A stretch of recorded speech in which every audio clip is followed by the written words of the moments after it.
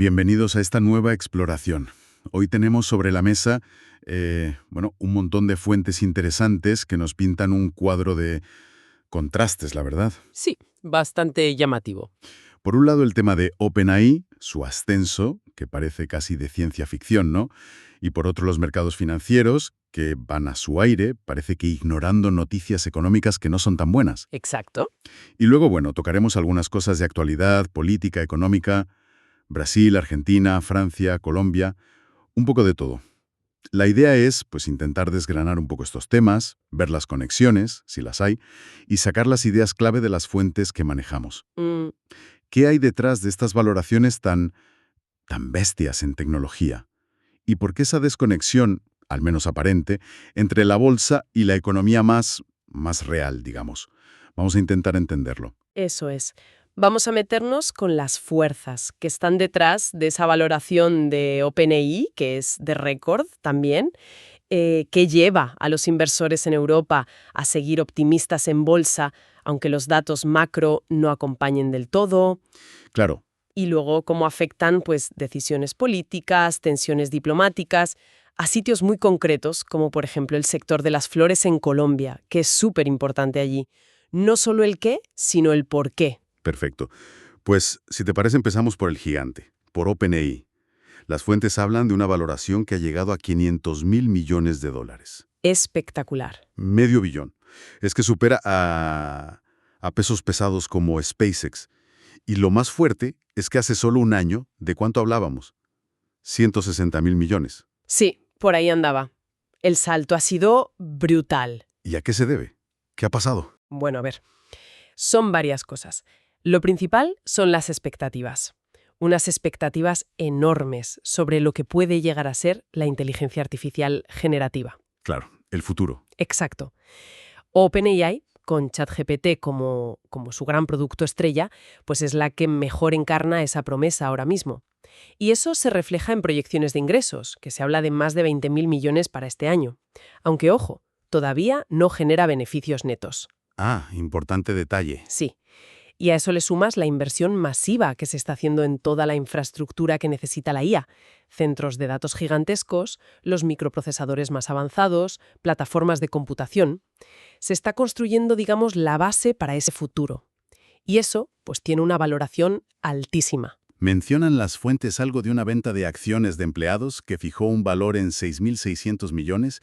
¿Eso cómo encaja en la cifra grande? Sí, es un buen punto. Según Bloomberg, esa venta concreta, una venta secundaria de acciones de empleados, sirvió como referencia para cristalizar esa valoración global de 500.000 millones en el mercado privado. Y claro, esa cifra la pone muy por delante de otros como Anthropic. Y como decías, incluso por encima de SpaceX. Ya. Lo más llamativo, y esto es clave para entender cómo funciona esto ahora, es que esa valoración se consigue sin beneficios netos aún. Se espera que lleguen, pero dentro de unos años. Todo se basa en la percepción del potencial. Entendido. Entonces, aquí hay una idea clara. En esto de la IA, los inversores están apostando fortísimo por el futuro. Casi olvidándose de las métricas de hoy, ¿no? La rentabilidad actual. Exactamente. Es una apuesta a futuro, con todas las letras. Y además, esto tiene efectos en cadena. Mencionabas antes a Samsung y SK Hynix. Sí. Pues estas dos empresas de Corea del Sur han visto cómo su valor en bolsa subía. 37.000 millones de dólares entre las dos. Vaya. ¿Y por qué? Porque van a ser proveedores clave. Suministrarán chips de memoria de alto rendimiento para los centros de datos de un proyecto muy ambicioso de OpenAI, llamado Starbate. Stargate. Suena a ciencia ficción también. Un poco sí. La idea es crear infraestructuras de IA enormes en Estados Unidos y también en Corea del Sur. Y esto, de paso, convierte Seúl en un centro neurálgico de IA en Asia. Es el ejemplo perfecto de cómo el éxito o la expectativa de éxito de una empresa tira de todo un ecosistema. Y aquí la cosa, como apuntan las fuentes, se vuelve aún más peculiar. Por la estructura de OpenAI, que no es una startup normal y corriente, ¿verdad? Está eso de la entidad sin ánimo de lucro. Así es. Esa es una de sus grandes particularidades. Y bueno, también una fuente de líos. OpenAI nació como una ONG, digamos, con la misión de que la inteligencia artificial beneficiara a todos. Una misión muy loable. Sí, pero claro, desarrollar esta tecnología cuesta cantidades ingentes de dinero. Millones y millones. Para conseguir esa pasta, tuvieron que crear una filial que sí tuviera ánimo de lucro, aunque limitado. Porque los inversores quieren retorno, lógicamente. Claro, la estructura sin ánimo de lucro no les servía para atraer capital. Y esta estructura dual, un poco híbrida entre la misión altruista y la necesidad de negocio, pues es muy rara. Y le impide, por ejemplo, salir a bolsa como una empresa normal. Sam Altman, el CEO, está intentando cambiar esto. ¿Se sabe si hay avances en ese sentido? Se hablan de un acuerdo reciente para dar a la matriz, a la ONG, participaciones en la filial con ánimo de lucro por valor de 100.000 millones de dólares. Casi nada. Es una forma de intentar alinear los intereses de las dos partes. Y también se habla de un principio de acuerdo con Microsoft, que es su gran socio e inversor. El que puso más de 10.000 millones, ¿no? Ese mismo. Desde 2019, a cambio del 49% de los beneficios futuros. Pues parece que van a modificar ese pacto original. No se sabe todavía el nuevo precio o los detalles, pero vamos, se da por hecho que será altísimo, acorde con la nueva valoración de OpenAI. Vaya tela, sí. La velocidad y las cifras de este sector son mareantes. Y, bueno, hablando de valoraciones, de expectativas, esto nos sirve un poco de puente para mirar a los mercados en general. Porque las fuentes señalan algo curioso. Ujú. Bolsas europeas, el Eurostoxx 50, el DAX alemán, en máximos históricos, o casi. Y mientras las noticias económicas de fondo, pues no son para tirar cohetes, la verdad. No, la verdad es que no. Se habla de posible cierre del gobierno en EVV, datos flojos de economía allí, el paro en Europa que subió un poquito, problemas en la industria del automóvil. ¿Cómo se come esto? Bolsas arriba y economía así. Es la gran pregunta, sí. Y desconcierta a muchos. Hay varias lecturas en el mercado. Sobre lo del cierre del gobierno en EVV, el shutdown, Sí. pues parece que los inversores creen que si pasa será corto y no tendrá mucho impacto. Pero la clave está en lo otro, la reacción un poco paradójica a las malas noticias económicas. Paradójica, dices. ¿Por qué? Porque muchas veces que salgan malos datos de la economía de EVV, el mercado se lo toma como una buena noticia para la bolsa. Suena raro, ¿sí? La lógica es, si la economía flaquea, es más probable que la Reserva Federal, la Fed, baje los tipos de interés para animarla. Ah, claro. Incluso se habla de bajarlos medio punto. Y tipos más bajos significa dinero más barato para empresas e inversores. Y eso, pues suele impulsar las acciones. Es como si el mercado apostara más por el chute de dinero barato futuro que por la fortaleza económica de hoy. Entiendo la lógica, pero no deja de chocar. ¿Y el dato del paro en Europa? Subió 1/10. Cierto, subió un poco. Pero aquí hay que mirar con perspectiva.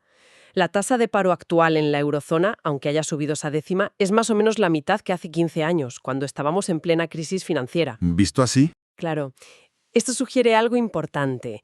De momento, ese miedo a que la IA y la automatización estén destruyendo empleo a lo bestia, pues no se está viendo en las cifras globales de forma dramática.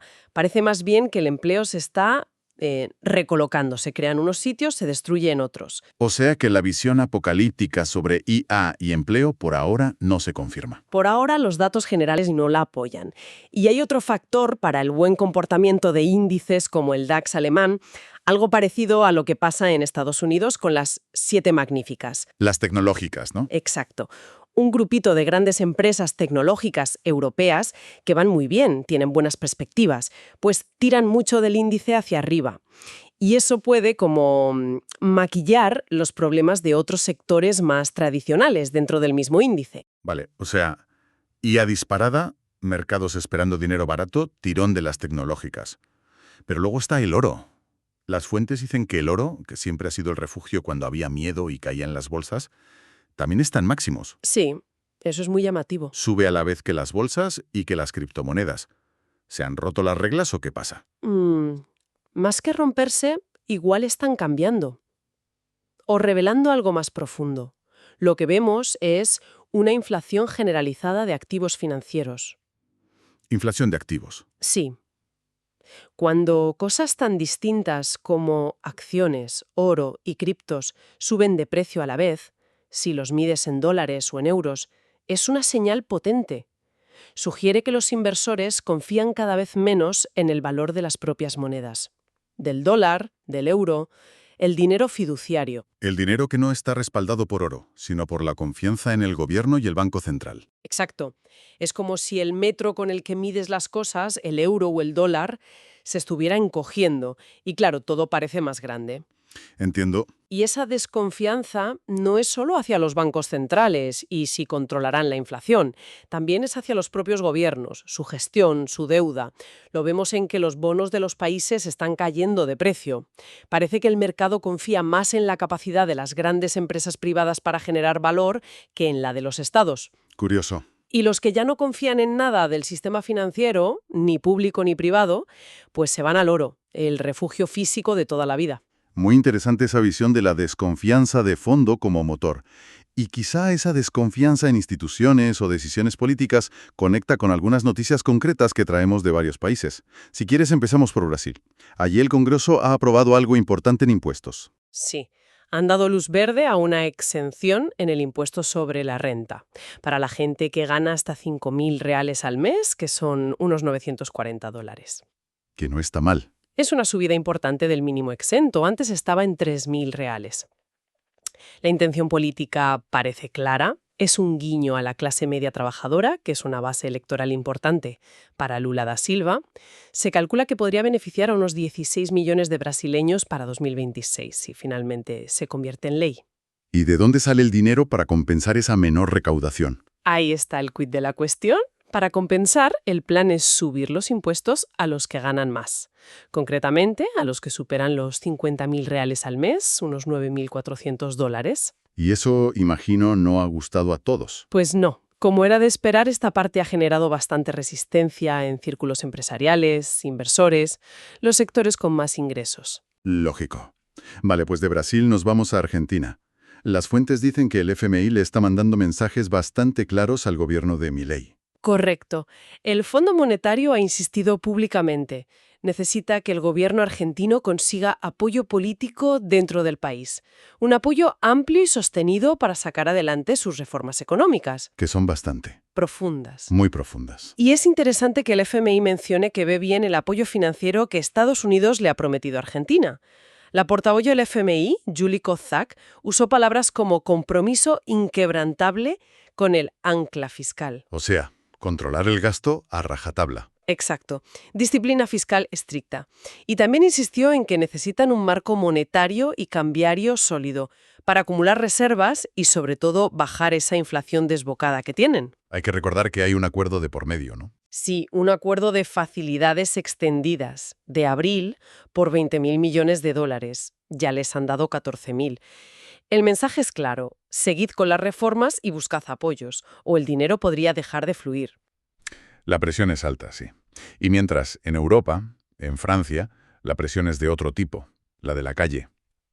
Efectivamente.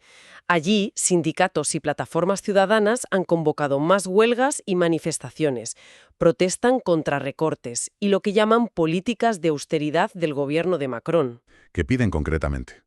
Pues más gasto público, sobre todo en servicios sociales. También proponen subir impuestos a los más ricos, a las grandes fortunas. Y quieren que se dé marcha atrás a la reforma de las pensiones, que fue muy polémica. ¿Están los sindicatos importantes metidos? Sí, participan sindicatos fuertes como la CGT, que es más de confrontación, y también la CFDT, que es el mayoritario y suele ser más de negociar. O sea que hay un frente sindical amplio. Entendido. Y de las tensiones sociales en Francia, nos vamos a Colombia. Allí se celebra Proflora, una feria clave para un sector que es vital para ellos, las flores. Exacto. Proflora es el gran escaparate. Y es que Colombia es una potencia mundial en flores, el segundo exportador del mundo, solo por detrás de Países Bajos. Impresionante. Las cifras que dan las fuentes son enormes. Para 2024 esperan exportar unas 332.000 toneladas, con un valor de más de 2.300 millones de dólares. Y además da muchísimo empleo, más de 200.000 puestos de trabajo, sobre todo mujeres en zonas rurales. Pero parece que hay nubarrones en el horizonte, ¿no? Especialmente por la relación con Estados Unidos, que es su gran cliente. Ahí está el tema delicado. Es que Estados Unidos compra casi el 80% de las flores colombianas. ¡El 80%! Una dependencia enorme. Total. Y ya de por sí tienen que pagar un arancel del 10% para entrar allí. Pero la preocupación ahora va más allá.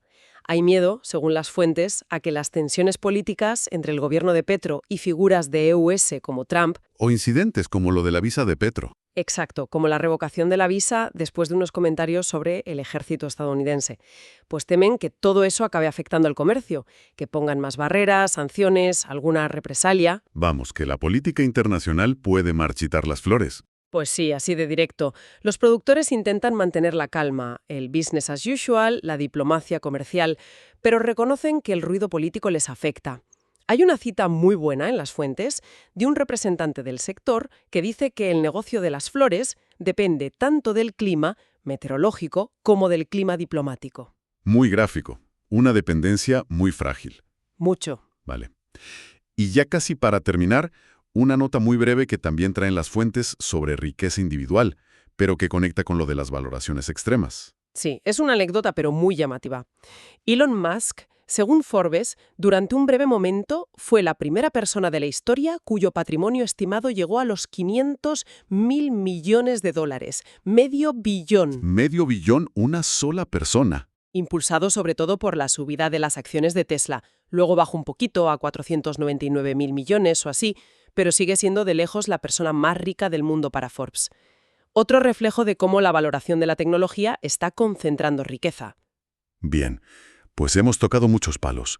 Si intentamos ahora juntar un poco las piezas, ¿qué foto general nos queda de todo esto que hemos analizado?